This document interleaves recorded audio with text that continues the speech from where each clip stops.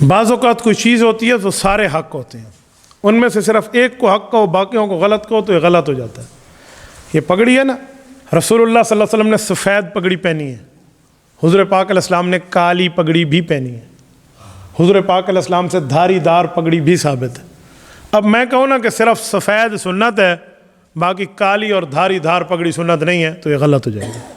میں کہوں گا یہ بھی سنت ہے اور کالی بھی سنت ہے اور دھاری دار پگڑی بھی سنت ہے، کیوں؟ یہ رسول اللہ صلی اللہ علیہ وسلم نے پہنی ہے۔ تو جو کام اللہ کے رسول سے ثابت ہو نا، اس کو کبھی غلط نہیں کہتے۔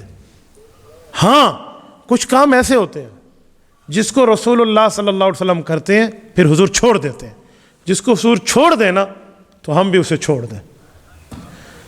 جس پر رسول اللہ عمل پیرا رہے ہیں ہم بھی عمل پیرا رہے ہیں، ہم بھی نہ چھوڑیں۔ میں مثال دیتا ہوں، حضور پاک علیہ الصلوۃ والسلام نماز میں رفع الیدین فرماتے تھے، یہ حضور کی حدیث ہے۔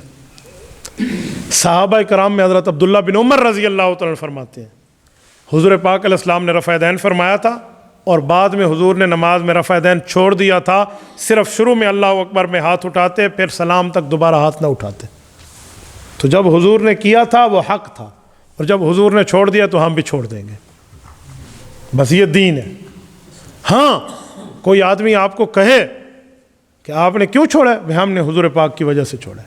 اب کوئی بندہ کرتا ہے رفع الیدین، ہم اسے کبھی نہیں کہیں گے تیری نماز نہیں ہوتی، وہ حضور کے پرانے طریقے پہ عمل کر رہا ہے، وہ طریقہ نہیں ہے جو حضور سنت دے کر گئے ہیں۔ ہم نہیں کہیں گے میں تیری نہیں ہوتی، لیکن تو پرانے طریقے پر ہے۔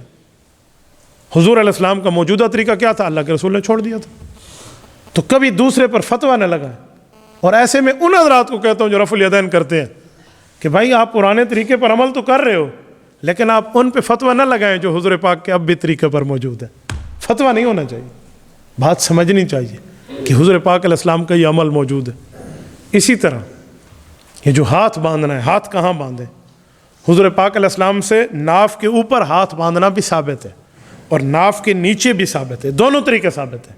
سینے والی بات نہیں، سینے والا کام عورتوں کا ہے۔ ناف کے اوپر اور ناف کے نیچے دونوں طریقے ثابت ہیں، لیکن سنت طریقہ کون سا ہے؟ ثابت تو دونوں، اوپر باندھو بھی نماز ہو جائے گی، نیچے باندھو بھی نماز ہو جائے گی۔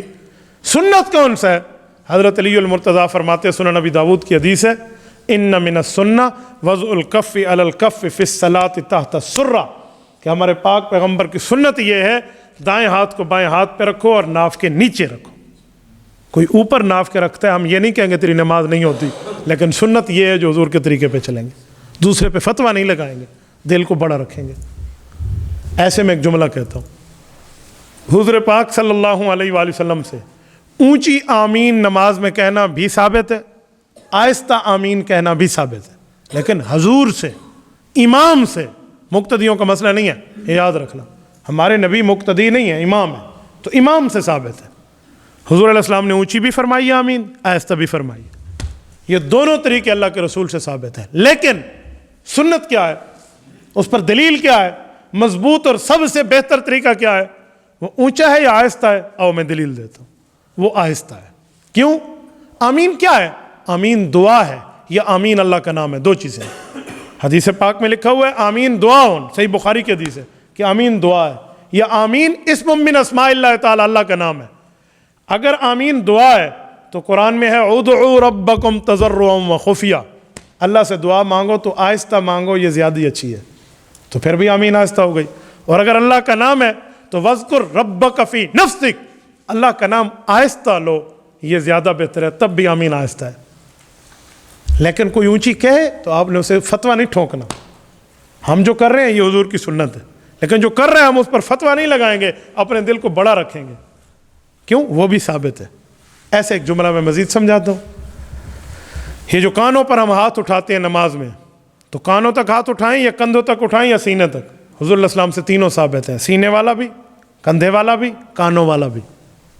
تو کوئی ادھر ادھر اٹھاتا ہے تو آپ نے فتویٰ نہیں لگانا، لیکن سنت یہ والا ہے، ہم ادھر تک اٹھاتے ہیں۔ کیوں؟ ہمارے لیے دو حدیثیں کہاں گئیں؟ تو ہمارے امام صاحب نے جو طریقہ اختیار کیا نا، امام ابو حنیفہ رحمۃ اللہ علیہ نے، صحابہ کے شاگرد ہیں، انہوں نے بہت اچھا طریقہ اختیار کیا۔ وہ فرماتے ہیں کانوں تک اٹھاؤ، کہتے ہیں کیوں؟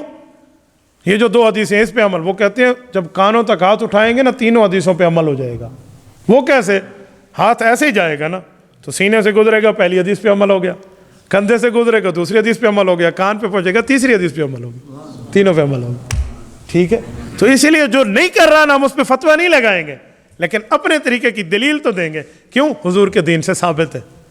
میرے دوستو اسی طرح جو ثابت ہے, جو عمل کرتے اس پہ فتویٰ نہیں لگائیں گے, لیکن جو کام ثابت نہیں ہے, جو شریعت میں لکھا ہوا نہیں ہے, اور کوئی کرے تو وہ دین نہیں ہے, اسلام نہیں ہے, وہ بدعت ہے.